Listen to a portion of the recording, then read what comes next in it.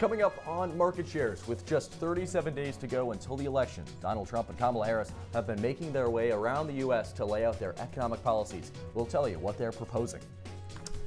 And Boeing has made what they call its best and final offer to striking workers. How union employees are reacting. Plus, the market's having a mixed reaction to the Federal Reserve's rate cuts. Hold on to your wallets because Market Shares starts right now.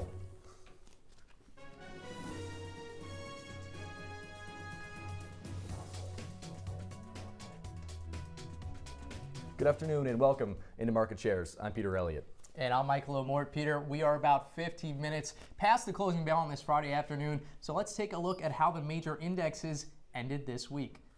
Well, a positive week really for Wall Street, all in the green. It's been a great year for Wall Street here. You see lots of green for the S&P 500, the Dow Jones, and the NASDAQ. Michael, the S&P in particular, I want to focus on this for just a second. The 8th positive month for the index in 2024, only April was a down month. The S&P has been positive for 8 out of the first 9 months, just 9 times in that index's 100-year history. A great year for that tech-heavy index. Yeah, Peter, we're seeing green across the board. Last few weeks, after the Feds had cut those rates, we're starting to see a lot more green across the market. Obviously, S&P, Dow Jones, and the NASDAQ all up a hefty amount on this week. Looking good for the future, as even the Fed cuts discuss doing some more rate cuts as we head into the later half of the year. That's right, the third straight winning week now for Wall Street. All right, let's move on here now to our top stocks on the week, our market movers. And I know lots of green we've been talking about, but how about a stock that is in the red here? Of course, it's CrowdStrike. You can't think of a company that has probably had a worse 2024, Michael,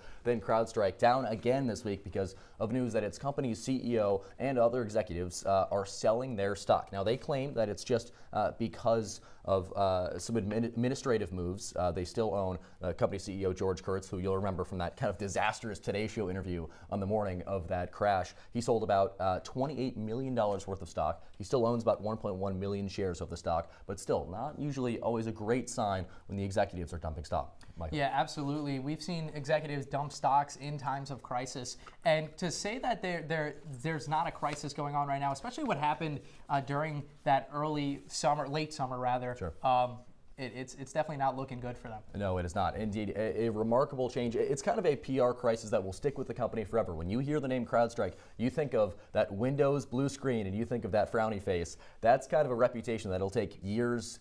It may never change their reputation for CrowdStrike. So down on this week, down on the year. We'll see what happens in the future with CrowdStrike. All right, Michael, let's move on to your mover. You might have to speak a different language to talk about this one here. Yeah, Peter, talking about friendly, recognizable faces. Sure. The Duolingo Owls making some moves in the stock market, up 2.8% in the last 5 days. That's now the 52-week high for the company at $275.86 a share. Is that because you're keeping your streak up?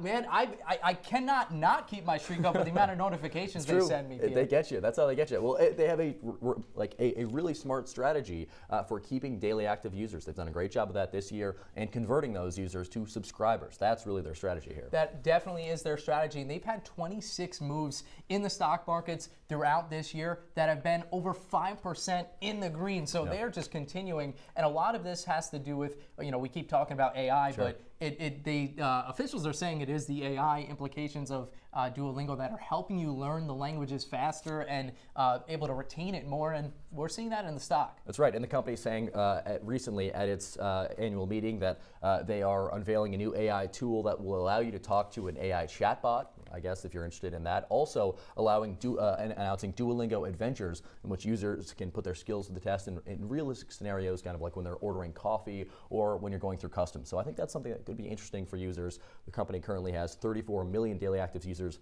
They've converted about 8 million of those to paying subscribers. Wall Street seems to believe that they will continue to do so. They are esta contento con Duolingo, Wall Street. I had to run that through Google Translate. I'm sorry, I don't know Spanish, but that maybe that's why I got to get on Duolingo. I think that was good Spanish, so we'll say that. I've been keeping a small streak on the Spanish, learning that on Duolingo. I would keep it up too. You're a lifelong learner, Michael. Well, let's go to one final stock here that is down on the week. It is hit the moguls this week on a double black diamond for Vail Resorts. It's been a tough year for the company.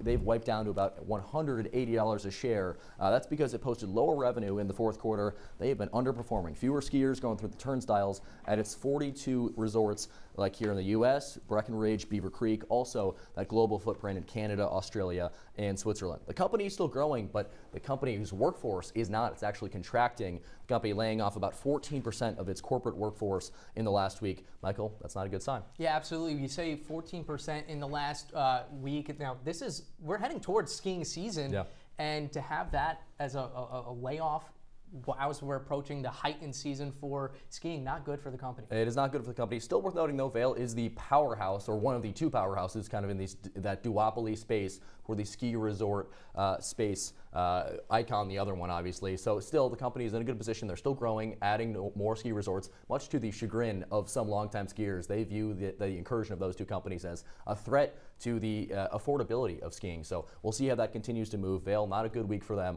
We'll see how it looks long term for that outlook for the company. Well, moving on, just released earlier today, the key federal inflation gauge was at 2.2% lower than analysts expected. The PCE price index, what the Fed uses to measure the cost of goods, rose 0.1% for the month and was up nearly 3% from a year ago.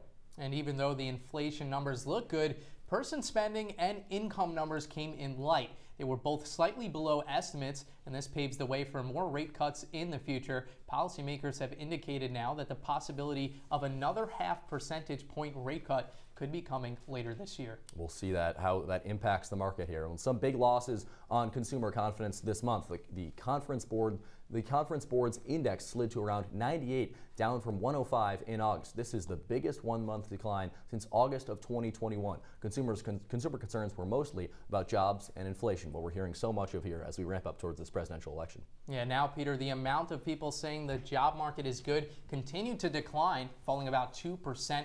Now, on inflation, the 12-month outlook rose about 5%, with concerns over price increases topping the list.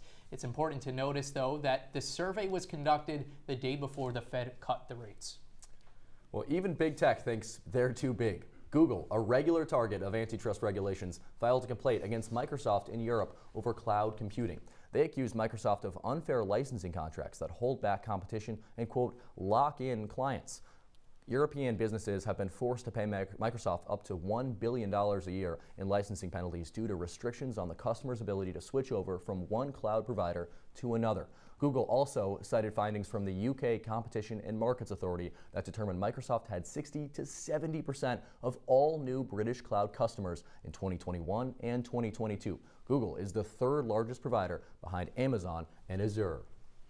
Now, investors are lining up to get on the largest OpenAI funding round that would have the value of the company at more than $150 billion. The ChatGPT maker, currently overseen by a nonprofit entity, is planning to restructure and become a for-profit company. The change would make it more straightforward for investors and make it easier for employees to notice liquidity. This discussion came after Chief Technology Officer Myra Murati said she is leaving the company after 6.5 years. Murati was briefly the company's interim head when members ousted Altman last November. Well, turning to more antitrust news, new court documents revealing the Department of Justice is suing Visa after filing a complaint Tuesday over the card issuer monopolizing debit card markets. The antitrust lawsuit alleges Visa's dominance is costing customers and businesses billions of dollars. The DOJ says 60% of debit card transactions in the U.S. run on Visa's network, allowing it to charge over $7 billion in fees each year for processing those transactions. Attorney General Merrick Garland saying in a statement, quote, "Merchants and banks pass along those costs to customers, either by raising prices or reducing quality of service. As a result, Visa's unlawful conduct affects not just the price of one thing, but the price of nearly everything," end quote. Now Visa General Counsel Julie Rottenberg responding to the DOJ complaint, saying the lawsuit doesn't take into account, quote, "the ever-expanding universe of companies offering new ways to pay for goods and services," end quote. Visa shares fell by around $16 to close on Tuesday. Yeah, big loss for Visa there. The Federal Trade Commission is suing 3 health companies in charge of insulin prices. They argue that the middlemen using practices that boost their profits while, quote, artificially inflating the cost for patients. The suit targets the three largest pharmacies, United Health Group's Optimum RX, CVS Caremark, and Cigna's Express Scripts. These companies administer about 80% of the nation's prescriptions, and a spokesperson from the FTC stated, quote, millions of Americans with diabetes need insulin to survive, yet for many of these vulnerable patients, their insulin drug costs have skyrocketed over the past decade, thanks to in part by the powerful PBMs and their greed, end quote. Roughly 8 million Americans, Peter, rely on insulin today. Michael, thank you so much. Well, coming up still on market shares, major chip stocks are rallying after Micron, we know all about that company here in Central New York, posting its earnings report, how AI is helping the boom after the break. I see you mobbing over her. Let's go. Let's mob. Let's crawl. Let's crawl. Let's crawl. Hey, yo, we mobbing. Come on, girl. Let's crawl. Hey, yo, let's crawl. Hey, yo, let's crawl. Hey, let's crawl. Hey, yo, let's crawl.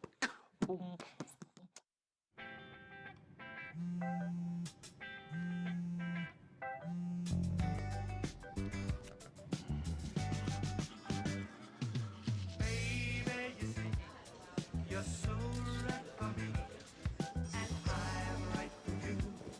I love the things you do, like sweet tasting wine. Your lips are so divine. Your loving turns me on. My lonely days are gone. That's why I'm never gonna let you go. Never gonna let you go. Babe, I'm never gonna let you go. No, no, never gonna let you go.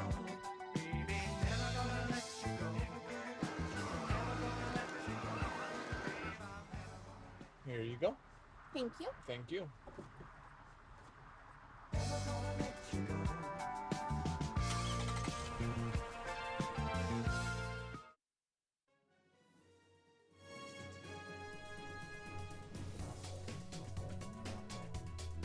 All right, welcome back to Market Shares. Since the pandemic, surging grocery store prices of over 25% across the United States have been costing you extra. In Syracuse, consumers saw a 2% increase overall in food costs, according to a grocery price index, with eggs costing a whopping 60% more than they did last year.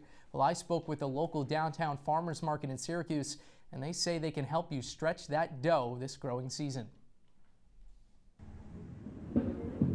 The vendors at a seasonal downtown farmers market in Syracuse have been able to maintain the same prices for over a decade. Yet you may recall in a previous report, grocery store prices have soared over 25% since 2019. And some vendors are saying their ability to keep these low prices has to do with their business model. For us personally, we go from our farm into our truck to sell direct. That farm-to-table model utilized by many of the vendors at the market is why they feel it's important to have these local events. Sometimes the food in the supermarket is a little jaded and faded, so it's nice to have fresh produce available for them at good prices. And the farmers are saying they choose the community over greed. Maybe I don't really need that extra dollar, you know. I'm still making a profit on it, you know. It's not like I'm losing money on it. I want people to be able to afford my product because I think for some it's a bit pricey. Now, everything that you'll find here at the farmers market is organic, including these tomatoes right here made with no chemicals. Now, that's something that locals are saying is hard to come across at the grocery store. Some grocery stores, you get like a small little section, and then as people who know that just because it says organic doesn't always mean that it's organic. So the market continues till the beginning of October when growing season ends, which means going back to the grocery store for vegans like John. I have to just make the best choice that I can. A lot of times I'm buying things that I normally wouldn't buy during growing season because, you know, got to eat something. Locals can continue to take advantage of these annual low prices and seasonal fruits and vegetables every Tuesday until October 8th. Reporting for Market Shares, I'm Mike Lamorte. Yeah, I know that guy, Peter.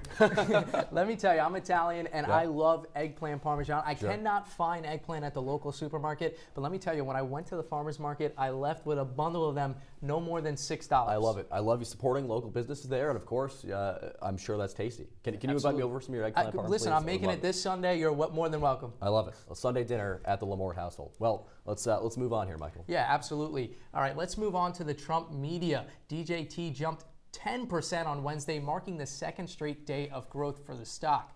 Trump media had closed more than 5% higher on Tuesday, snapping a 6-day losing streak for the company. The DJT currently has a market cap of more than $2.5 billion, and some experts are saying the company's stock is highly overvalued. But let's break down the company's stock performance in recent, right? The DJT surged in July after the failed attempted assassination of President Trump, but then the stock began to decline 70% in value after President Biden dropped out to endorse Kamala Harris.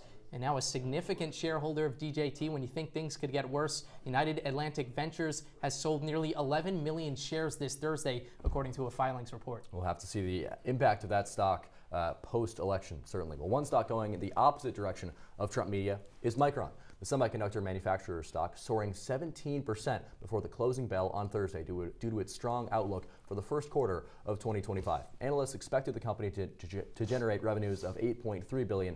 Micron anticipates somewhere between $8.5 and $8.9 billion. The company's CEO, Sanjay Mehrotra, says it is, quote, the best competitive positioning in Micron's history, end quote. It comes amid a surge in demand for the kind of high bandwidth chips used in AI data centers. Micron announced earlier this month that here in central New York, groundbreaking on its megafab complex in the town of Clay has been delayed until November 2025.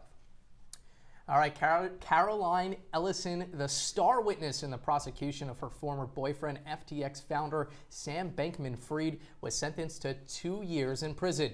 She also has to pay $11 billion for her role in the conspiracy that brought down the cryptocurrency exchange, once valued at $32 billion. The judge praised Ellison for her cooperation, but said a criminal sentence was needed to deter others from committing fraud. 2 other former FTX executives are scheduled to be sentenced later this year. Like Ellison, they have all pleaded guilty instead of standing trial. Well, Southwest Airlines is turning on the overhead light, indicating that it's making some serious changes to its business model. The company's executives on Thursday pitching Wall Street on a new vision: extra legroom, more international flights, and the biggest change, assigned seating. Yeah, no more free-for-alls at the gate. It comes as the company is facing financial challenges and increasing scrutiny from activist shareholder Elliott Investment Management. No relation to me. The group has also demanded leadership changes. That came last month when the company's longtime executive chairman, Gary Kelly, announced that he was retiring next year. The Dallas-based company has long been known for its simple business model: short flights, 2 pieces of free checked luggage, and no frills flying. But Southwest has been struggling to compete with other major carriers in the post-pandemic landscape, and amid challenges with its Boeing airplanes, rebookings due to that CrowdStrike fiasco we already talked about, and jet fuel prices. Peter, let's talk more about Boeing here. Staying on the runway, Boeing has still yet to come to an agreement with its striking factory workers, grinding production to a halt in the Pacific Northwest. Here to break down what this means for the company's market shares analyst Ben Bascuk, who's going to tell us a lot of what's going on with those strikes with Boeing. Ben?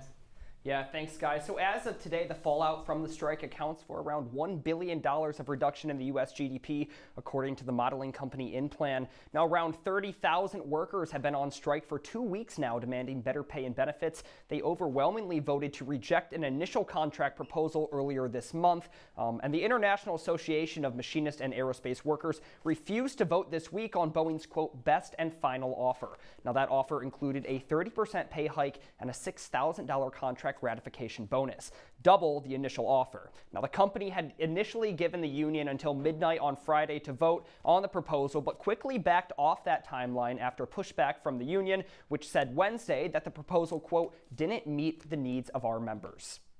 Now, S&P Global Ratings Aerospace Director Ben Socano says the company was under pressure before the strike, and the longer the strike goes on, the more pressure they're under. The strike certainly pushes out recovery in the 737 MAX production, probably into next year, and also delays free cash flow generation.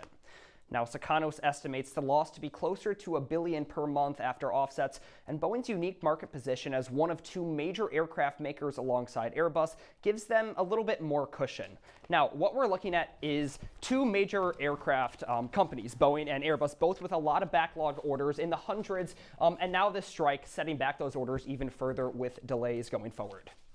All right, Ben, Boeing has been in the headlines now for months, all for the wrong reasons. What is the company doing to kind of offset those losses? Yeah, so initially what happened with Boeing was in January, I think we all remember when the Alaska Airlines flight door flew off. That was a Boeing 737 MAX 9.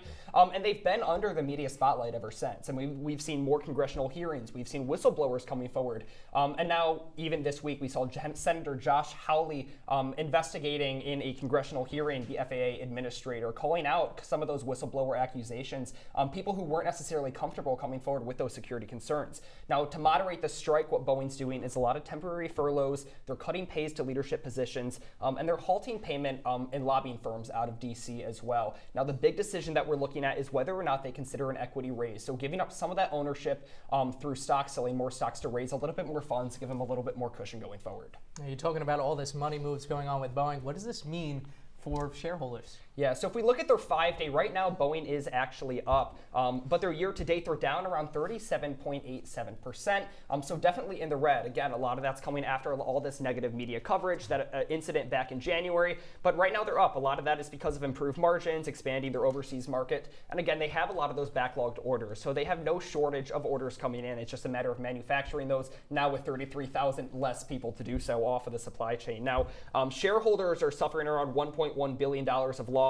And the direct cost to Boeing employees themselves is around $207 million. So we're just going to have to see if they consider that equity raise going forward and how they approach that situation. All right, Ben, always great to have you on the show. Now, coming up on market shares, Congress just passed a short-term spending bill to avoid an end-of-the-month shutdown. What was included in the bill? After the break.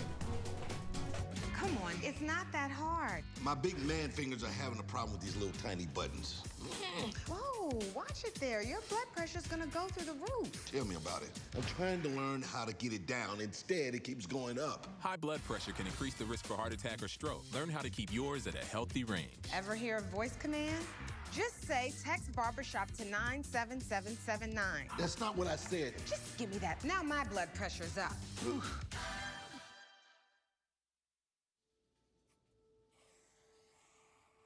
Dad? Just 1 minute, okay? Hey, Bobo, do trees tell each other stories? I'm sorry. I'm afraid I don't know that. Hey, why don't we go find out?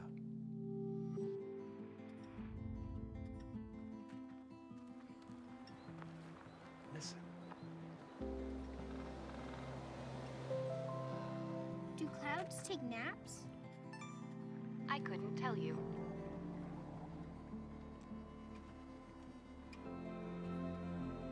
Can birds draw pictures? I don't have an answer for that. Dad, do stars visit their friends? Look!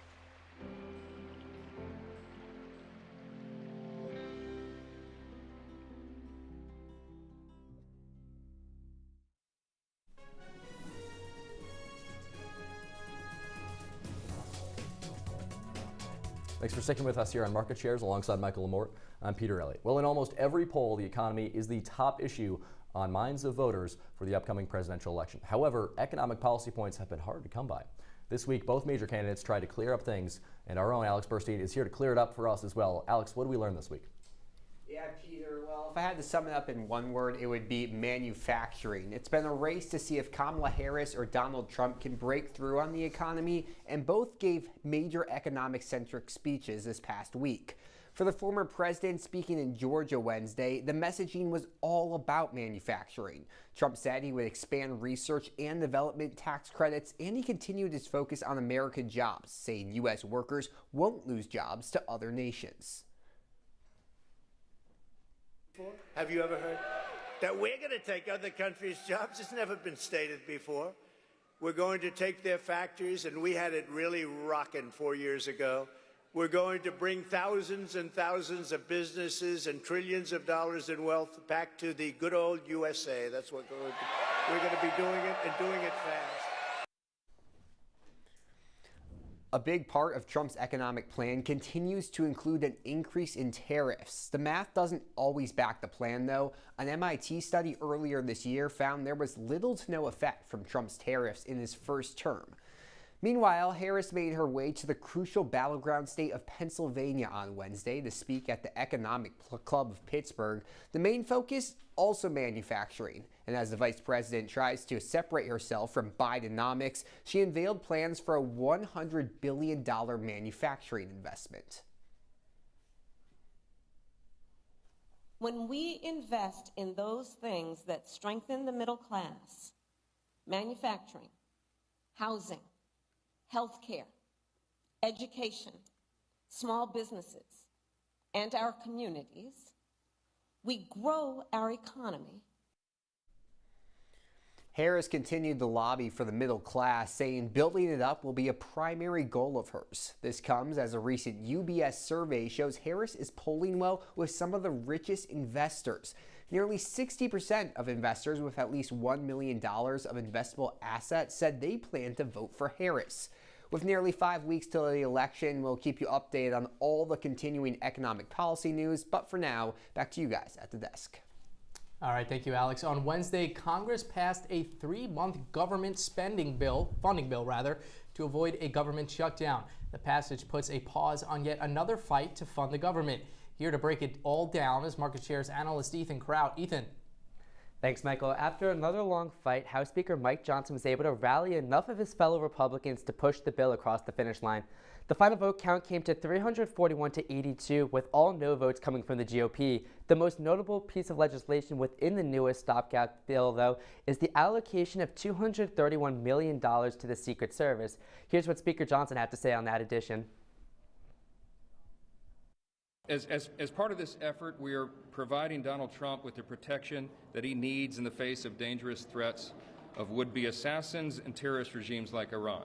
That is a new spending amount in the CR, $231 million. It will be dedicated to the protection of presidential candidates, and it is limited to that, and it is contingent upon the Secret Service's complete cooperation with our oversight investigations over these assassination attempts.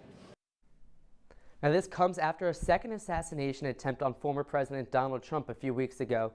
Now, before we all celebrate the government staying open, it is worth noting this funding bill will expire on December 20th before the holiday recess.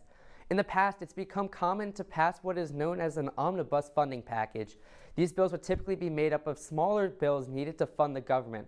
However, Johnson has repeatedly stated he will not go down that path. He said, quote, "We are not going to return to the Christmas omnibus spending tradition, and that's a commitment I've made to everyone," end quote. Republicans instead are in favor of passing 12 individual bills before the December deadline. By then, though, the American political scene will look completely different after the election with a new president. Guys?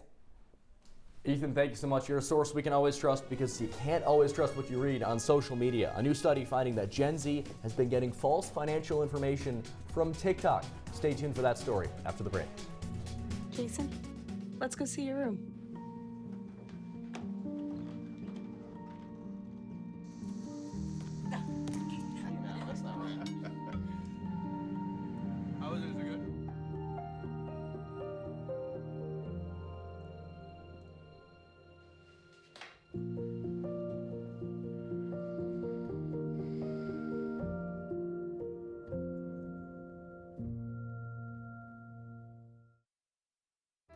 Here's your check.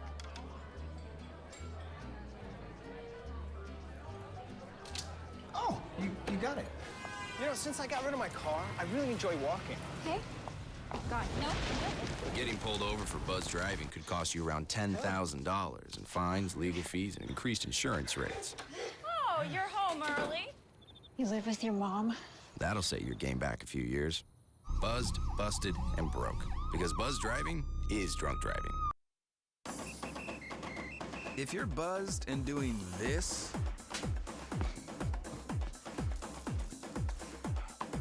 to make yourself feel okay to drive,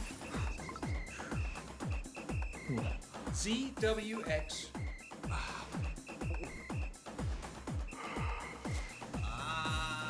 you're not okay to drive. YGKLVW. Regular you.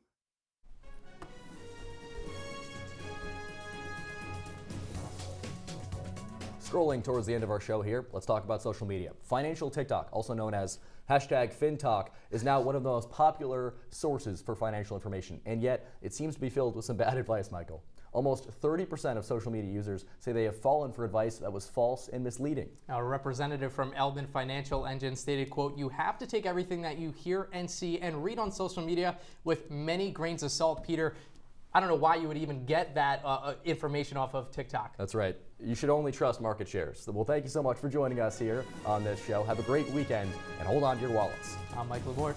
I'm Peter Elliott.